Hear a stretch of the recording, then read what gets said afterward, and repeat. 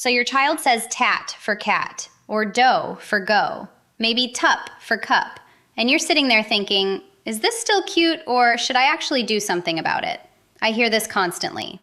What you're noticing is something we call fronting. The sounds that are supposed to come from the back of the mouth slide up to the front. So instead of K and G, you get T and D. Super common at 2 and 3.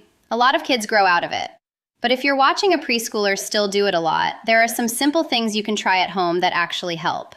I'm Katie. I'm a speech-language pathologist, and I want to walk you through what I usually tell parents. Those K and G sounds live way in the back. The back of the tongue lifts up toward that soft spot at the roof of the mouth, way in the back. When kids front, they're using the tip of the tongue instead, right up by the teeth. That's why cat becomes tat, not because they're being lazy. Their mouth just hasn't locked in the back placement yet. So the whole goal is pretty simple. Help that tongue learn to go back. One trick that sounds ridiculous but works. Have them tip their head back a little, chin toward the ceiling. Gravity kind of tugs the tongue backward, and sometimes a K just shows up. You can also try a tiny supervised gargle so they feel that back of the mouth feeling. Yes, it looks goofy. Kids usually love it. You can also just talk about where the sound lives. Kids respond better than you'd think to that. Something like, this one comes from the back of your mouth, way back there.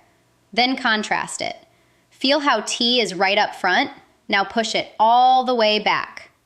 Some parents lightly touch the outside of the throat as a reminder. And if you keep saying back, like every time, a lot of kids start using that word on their own when they mess up. There's another doorway in that most kids already have. Uh-oh.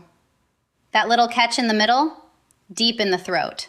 It's not a K, but it's the same neighborhood.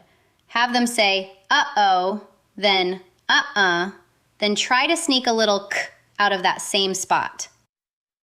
Okay is another great one. For some reason, that K often slips out more naturally, and then you can build from there. When they can get a K or G sometimes, that's when word pairs get fun. Cap and tap, coat and tote, goat and dote.